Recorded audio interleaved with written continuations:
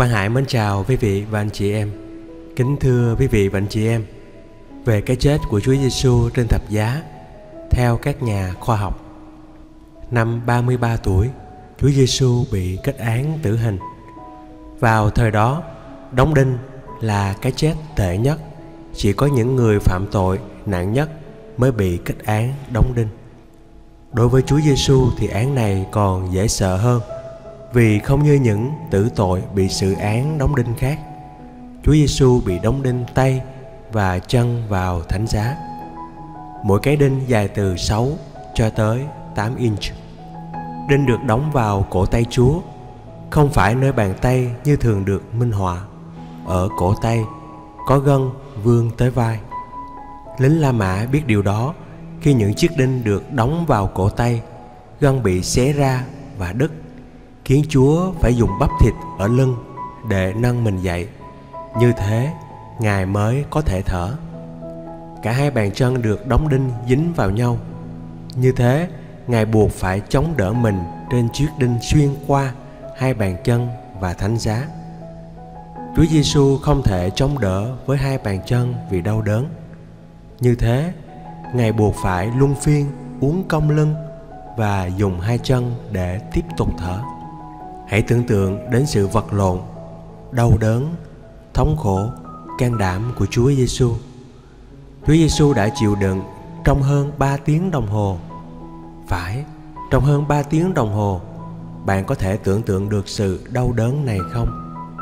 Vài phút trước khi chết, Chúa Giêsu bị ngưng chảy máu. Ngài chỉ chảy nước từ những vết thương. Trong những hình ảnh, chúng ta thường thấy những vết thương trên bàn tay và chân và vết thương ở cạnh sườn do lưỡi đồng.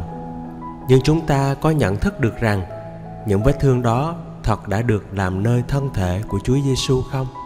Một cây búa đóng những chiếc đóng đinh dài xuyên qua cổ tay và chiếc đinh lớn xuyên qua hai bàn chân chồng lên nhau và qua miếng gỗ chêm, rồi người lính canh đâm cạnh sườn Ngài với ngọn giáo. Trước khi bị đóng đinh và bị ngọn giáo đâm, Chúa Giêsu đã bị quất bằng roi và bị đánh. Cú đánh bằng roi khủng khiếp đến nỗi xé thịt từ thân thể Ngài ra.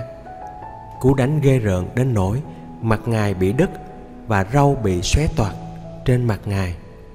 Mão gai đâm vào tận xương sọ của Chúa Giêsu. Hầu như con người của Chúa Giêsu không thể sống sót được với cuộc tra tấn này. Chúa Giêsu không còn máu để đổ ra nữa, chỉ có nước tuôn ra với những vết thương. Cơ thể con người chứa chừng 3,5 lít máu. Chúa đã đổ hết 3,5 lít máu. 3 chiếc đinh xuyên qua tứ chi, một mão gai trên đầu, và bên cạnh đó người lính La Mã đâm ngọn giáo vào ngực. Tất cả những điều này không kể đến sự nhạo cười Chúa Giêsu đã trải qua khi vác thập giá trên đoạn đường dài 2 cây số.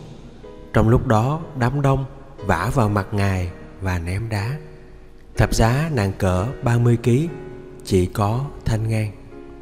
Chúa Giêsu đã chịu đựng tất cả để cho tôi, cho bạn được tự do đến với Chúa, để tội của bạn, của tôi được tẩy sạch, tất cả tội lỗi, không trừ tội nào. Chúa Giêsu đã chết cho tôi, cho bạn. Đừng nghĩ rằng Ngài chết cho ai khác, Ngài chết cho tôi, cho bạn. Chúa có chương trình cho tôi, cho bạn. Bạn hãy tỏ ra cho tất cả bạn bè của mình biết kinh nghiệm của Chúa Giêsu để cứu bạn. Xin Chúa Giêsu chúc bình an cho bạn. Quang Hải cảm ơn quý vị và anh chị em đã dành thời gian lắng nghe. Và đừng quên nhấn chuông đăng ký kênh Quang Hải để có thể nhận được những video mới nhất. Xin chân thành cảm ơn.